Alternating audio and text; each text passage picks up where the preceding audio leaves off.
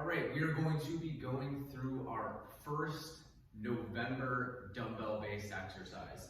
So what we're gonna start out with is we'll just need 2 dumbbells, but for the first exercise, you're only gonna need to need 1 dumbbell, but just have the other one handy for the next round of things. So the first exercise that we're gonna do is the goblet squat.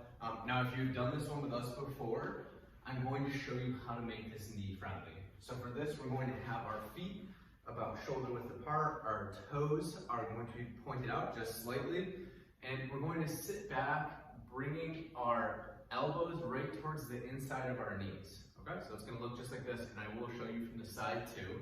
Now, what I want you to notice is that, especially if we have any knee pain, I'm sitting back, I'm pushing my hips back, and I'm not letting my knees track too far forward. If you don't really have any knee issues and you are okay squatting like this, you can go for it. But sitting back, controlling that range of motion, maybe not going down all the way, is going to be a lot better for our knees. That's exercise 1. This is going to be paired with an alternating overhead press. You're going to do this standing. I'm just going to take a knee so that you can see the full range of motion here. So for the alternating overhead press, we're going to keep our elbows just like this. I'll show you from the side too. And we're just going to press overhead, and it's going to be one at a time. So only press the other one up when the other one comes down. Okay? So you're going to do your squats for 10, and then you're going to do your alternating overhead press for 10 on each side. You can repeat 2 or 3 rounds, however many you're doing. Take a break, and then come back when you are ready for your next exercise, which is just going to be by itself. All right, so the next exercise is going to be the sumo deadlift. Now for this exercise, we're going to have our feet wider than we had for the squat. So this might be like about this wide, and our toes are actually going to be pointed out a little bit more.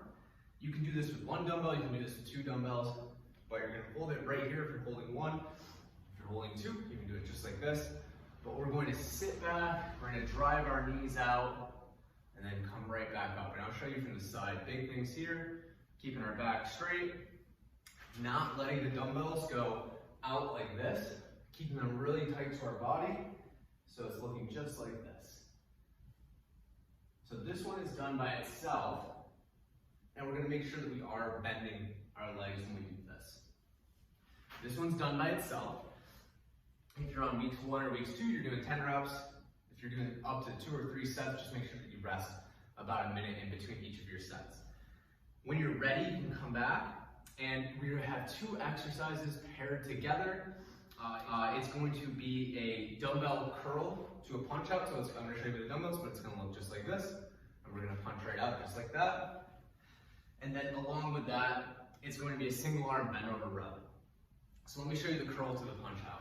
So what we're going to do is we're going to curl and then punch out, come back in, and curl. So this part actually is probably going to be the harder part, so use a weight that you feel comfortable with, okay? So we'll get done with 10 reps there. And as soon as you're done with 10 reps, it's going to be a single arm row. So what you're going to do here is you're going to put your feet a little bit outside of shoulder width. You can pin your elbow just like this. We're going to keep our back nice and straight, and we're going to row in. And I will show you an angle on the side here, just like that. So we're rowing in just like this. Get done with 10 on the right side, switch on over to the left side.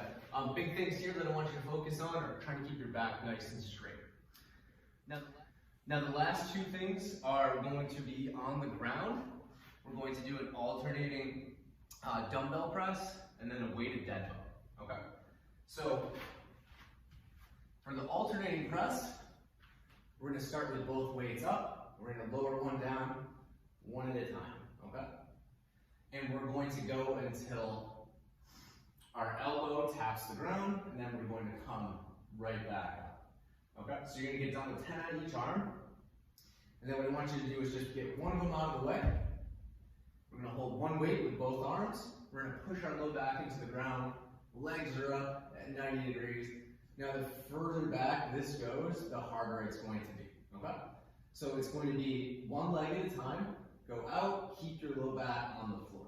You can, of course, do this without a weight, and if you also want to make it a little bit less challenging, if you feel it more on your low back, you can kick up higher. The higher up you kick, the less stress it's going to be on the core and potentially the low back. So we're gonna go 10 on each arm or each leg, and then go ahead and rest a minute, come back to the alternating dumbbell press, and once you've done that, you completed the first routine.